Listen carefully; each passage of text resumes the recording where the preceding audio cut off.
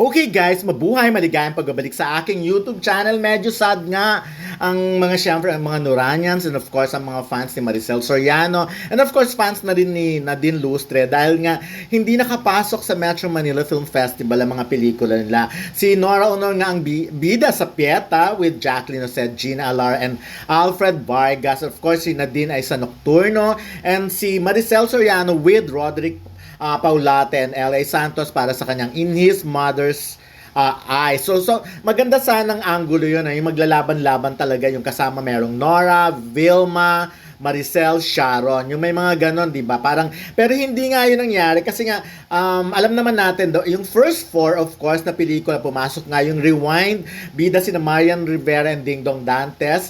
And of course, yung Family of Two, Mother and Son Story, sina Sharon Cuneta and Alden Richards.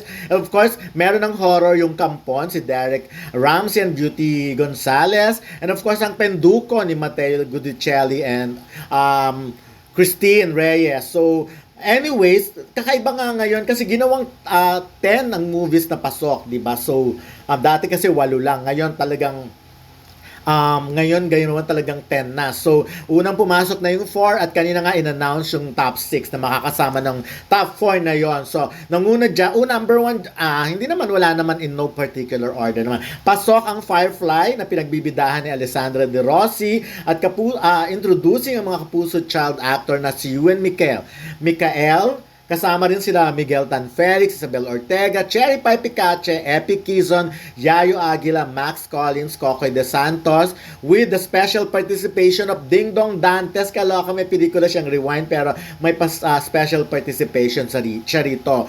Pasok din ang pelikulang Gomburza na bida sila Dante Rivero, Cedric Juan, and Enchong D with a special participation of Piolo Pascual. Si Piolo na may movie rin na pasok sa MMFF, diba? So, at yun na, ito nga yung Malyari, na ang bida nga si Piolo Pascual with Janela Salvador, Elise Ozon, and Miss Gloria Diaz, directed by Derek Cabrido. At syempre, pasok ang When I Met You in Tokyo, na bida nga si Vilma Santos, Christopher De Leon, Tirso Cruz III with Darren Espanto and Cassie Legaspi. Ito nga yung pelikulang sinu talaga sa Japan. So, at syempre, panggulat, pasabog din ang pelikulang Becky and Badette na pinagbubidahan na Pokwang at Eugene Domingo. Aba, dark horse ito kasi nakita nyo naman trailer pa lang talagang sasakit ang tiyan nyo sa kakatawa. Ganun talaga pag Metro Manila Film Festival, kailangan talaga may comedy angle din, may comedy. So anyways, ayan, pasok din ang Broken Hearts Trip, sina Christian Bables, TJ Marquez, Andoy Ranay, Iyamina. Yon, can you imagine yung mga ina-expect mo, medyo hindi sila pumasok talaga yung movie nga ni Maricel Soriano, Nora Honor, at yun kay Eugene Domingo. Pati nga yung Shake, Rattle and Roll, hindi rin pumasok. Ay, hindi, Eugene Domingo. Pati nga yung kay Nadine Lustre, I'm sorry pero pati nga yung Shake, Rattle and Roll na lagi na tradisyon pumapasok sa Metro Manila Film Festival ay hindi nga pumasok. So, ayan talaga, ibang-ibang taste ngayon. May kanya-kanyang taste ang jury. At syempre, pinapanood muna naman nila lahat ng mga pelikula bago sila magdesisyon. So, abangan na lang natin. Well, when it comes to appeal sa box office, I think, well, usually kasi ganito yan. Dati kasi pag pambata talaga, nangunguna. Kaya nga bida lagi sila, Vice Ganda or Vic Soto.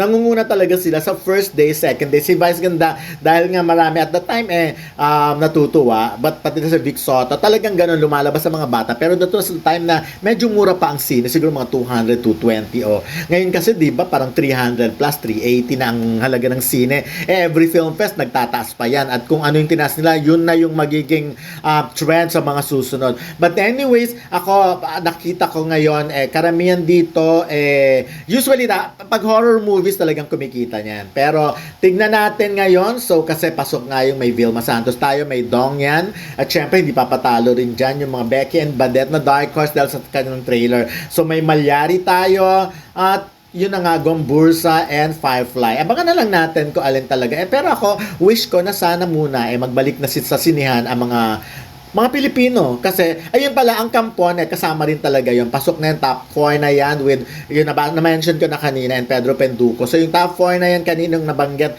medyo palaban na rin lahat, no? Yung Sharon Alden. Pero, syempre, pinaka-wish natin, bumalik na muna ang mga manonood sa mga sinehan. Kasi, ang hirap talaga up to now, nakakalungkot na pag nanood ako ng pelikulang Pilipino, walang tao sa sinehan, ha? So, sana nga manood tayo